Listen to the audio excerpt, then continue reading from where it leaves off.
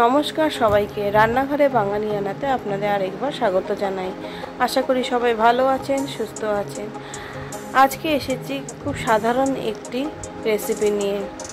আমি এখানে কড়াইতে খুব সামান্য পরিমাণ তেল দিয়ে তেলটি ভালো করে নাড়াচাড়া করে আমি গরম করতে দিলাম।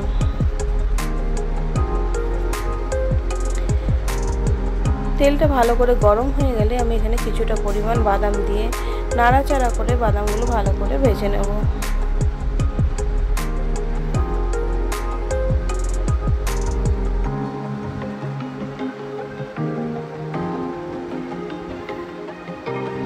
বাদামটা ভাজা হয়ে গেলে আমি একটি পাত্রে তুলে নিলাম। এরপর ওই তেলেই হাফ চামচ মতন কালো জিরা ফোড়নে দিয়ে আলু ভাজার মতন কেটে রাখা আলুগুলোকে আমি ভাজতে দিলাম।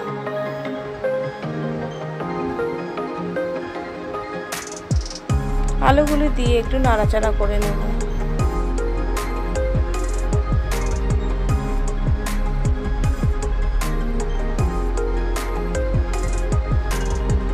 এরপর আমি এখানে স্বাদ মতো নুন আর সামান্য পরিমাণ হলুদ দিয়ে আলুগুলোকে আরেকবার ভালো করে নাড়াচাড়া দিয়ে নেব।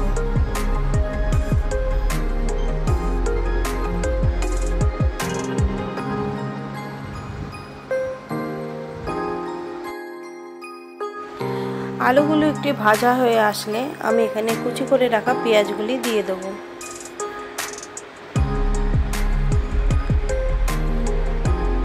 পেঁয়াজ দিয়ে আবার আলুগুলোকে কিছুক্ষণ আমি ভেজে নেব।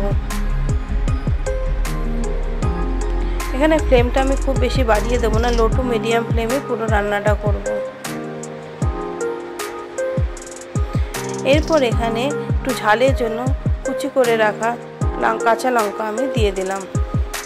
এইভাবে কিছুক্ষণ ভেজে আলুটা যখন একটু নরম হয়ে আসবে তখন কড়াইয়ের মাঝখানটা একটু ফাঁকা করে আমি এখানে ভেঙে রাখা দুটো ডিম দিয়ে দেব। ডিম দিয়ে একটু নাড়াচাড়া করে ডিমগুলো ফাটিয়ে নিয়ে আমি আলুগুলোকে একসাথে দিয়ে ভেজে নেব।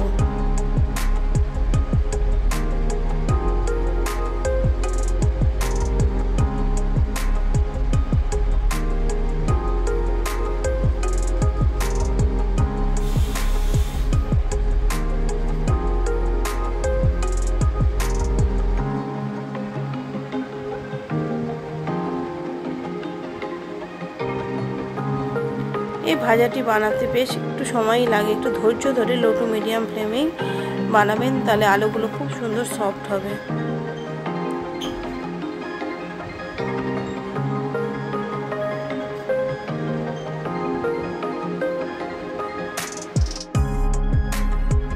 এইভাবে সম্পূর্ণটা ভাজা হয়ে আসলে আমি এখানে কিছুটা পরিমাণ গোটা পোস্ত ছড়িয়ে দেবো।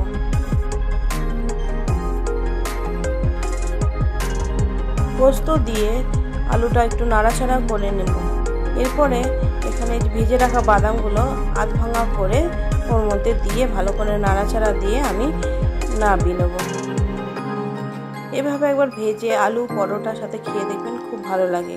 যেদিনকে রান্না করতে সেরকম ইচ্ছা করবে না বা খেতে ইচ্ছা করবে না, সেদিনকে শুধু ডাল আর এরকম ভাজা দিয়ে ভাত খেয়ে নেবেন, দেখবেন কত সুন্দর লাগে খেতে।